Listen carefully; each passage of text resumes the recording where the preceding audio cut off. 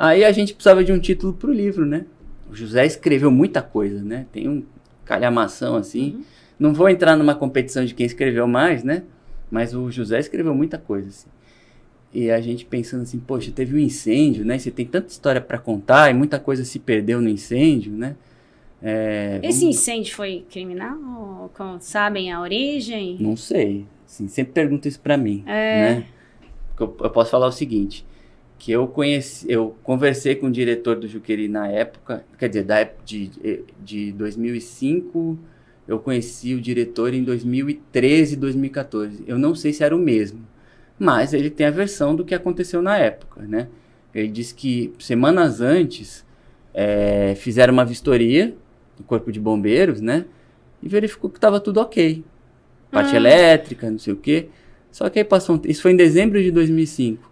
Dizem que uma fagulha, provavelmente causada por um equipamento elétrico, né? A gente pensa assim, ligaram um monte de coisa na tomada, naqueles benjamins e tal.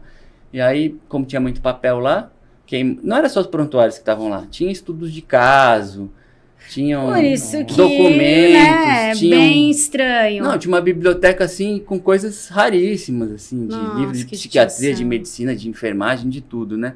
Que se perdeu. O incêndio durou a noite toda, assim. Sobrou lá. A noite toda? E os bombeiros? Então, tem foto lá, assim, o incêndio começou à noite. Tem foto de bombeiro apagando fogo de manhã.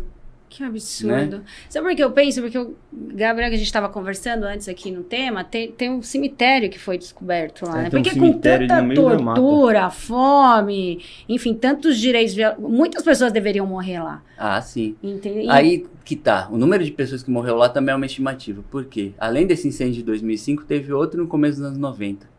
E aí queimou parte dos livros com os registros dos mortos.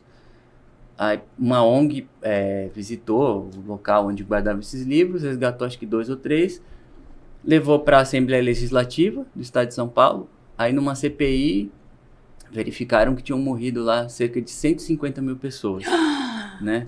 150 mil pessoas? E aí, o que aconteceu também, o que me contam? Nessa época...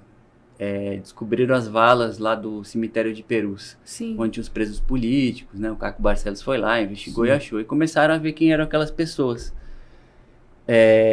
Coincidentemente, entrou um trator no cemitério do Juqueri, num pedaço dele lá, porque tem uma parte que é aberta até para visitação, tem lápide com nome e tudo, mas tem uma parte que não. E aí revolveram as ossadas das pessoas que foram enterradas como indigentes. Então, até se a gente for lá querer ver quem estava lá... A gente está falando de 150 mil pessoas, é pior que guerra.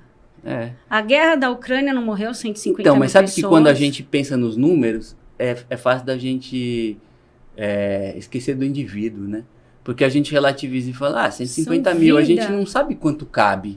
Onde cabe 150 mil pessoas? O maior estádio aqui do Brasil é lotado, acho que é 80 mil pessoas. É o que a gente estava falando no começo do programa. Tem cidade brasileira que não tem 18 mil pessoas. Maracanã, no auge dele lá, cabia 200 mil pessoas, né? Aí eu falo, quanto que é isso, né? Não sei. A questão é que apagam a história dos indivíduos, né? Exato. Até se a gente pensar nos 700 mil lá da pandemia... É impossível, acho que é humanamente impossível a gente escrever o obituário de cada uma dessas pessoas. Fora subnotificações também, né? Daí, sabe o que eu tava pensando agora? Você vê aquela comoção com as Torres Gêmeas, né? Óbvio, foi um ataque terrorista horroroso. O mundo, todos os países se comoveram, que foram, acho que 4 mil até, acho que nem chegou a 4 mil pessoas.